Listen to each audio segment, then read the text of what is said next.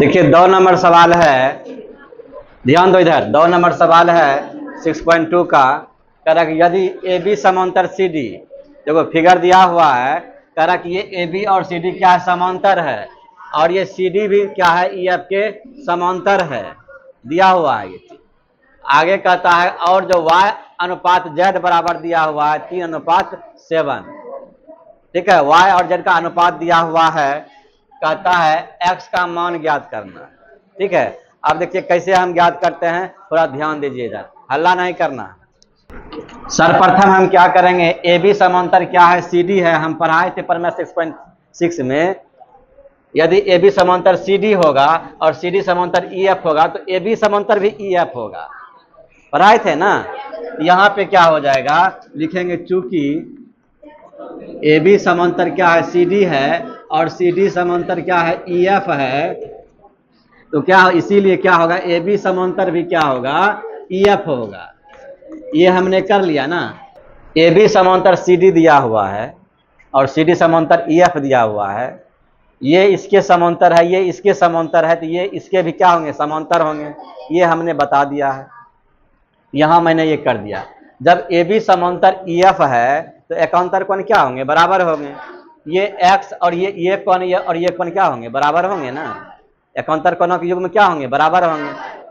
इसीलिए लिखेंगे कि कोण एक्स बराबर क्या हो जाएंगे, कोण के क्या है, बराबर हो गया, ठीक है। अब देखिए y और z, y z क्या अनुपात दिया हुआ, कितना दिया हुआ है, 3:7 क्या है, 7 है ना। z के स्थान पर हम x दे सकते हैं ना। एकांतर कोण क्या है, बराबर है इसे। अब यहाँ पे क्या लिख देंगे, y अनुपात क्या लिख देंगे, x 3:7 हो गया ना। अब देखिए, अब यहाँ तक हम आ गए। अब क्या है, पहले में शुरू में दिया हुआ ए बी समांतर सी डी दिया हुआ है, ये ए बी और सी डी क्या है, समांतर है, ये क्या है, तिर्यक रेखा है। हम पढ़ाए थे प्रमेय 6.4 में कि एक तिर्यक रेखा जब 2 समांतर रेखाओं को प्रतिच्छेद करता है, उसकी तिर्यक रेखा के एक ही ओर के अंतः कोणों का योगफल क्या होता है, 180 डिग्री होता है। प्रमेय जब तक आप लोगों को याद नहीं रहेगा फिर सवाल नहीं बना पाइएगा, फिर आपको रटना पड़ेगा सवाल को। इसीलिए हम बार बार कहते हैं कि प्रमेय को याद रखना है। हम रिवीजन करवाएंगे फिर से।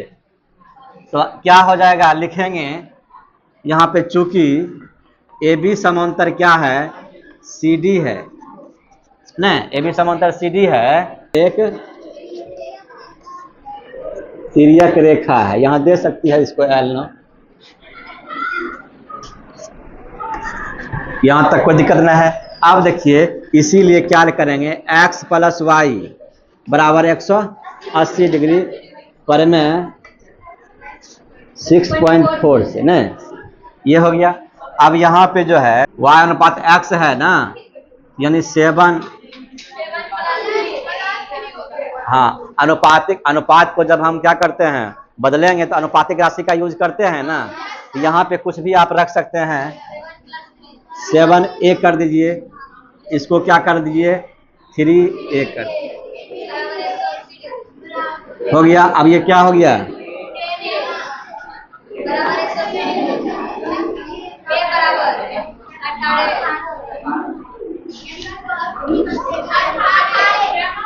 तो a का मान हमने निकाल लिया 18 डिग्री ना। अच्छा ये बताइए, a का जब हम मान निकाल लिए तो y अनुपात जो है क्या दिया हुआ था बाबू, 3:7 था ना।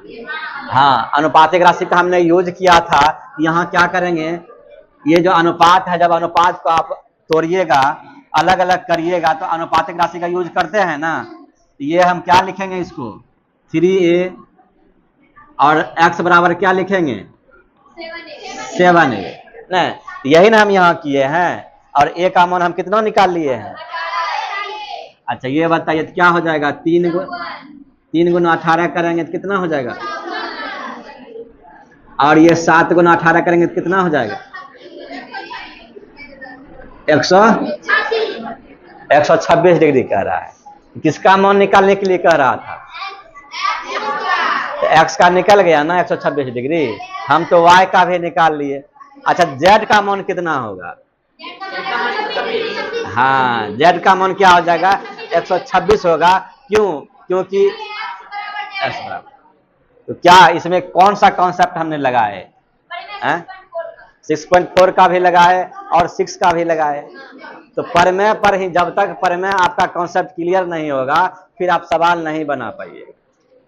ठीक है, तो ये था आपका आंसर आ गया, एक्स का मान 126 डिग्री। कोई दिक्कत है? चलिए इसको उतार लीजिए आप।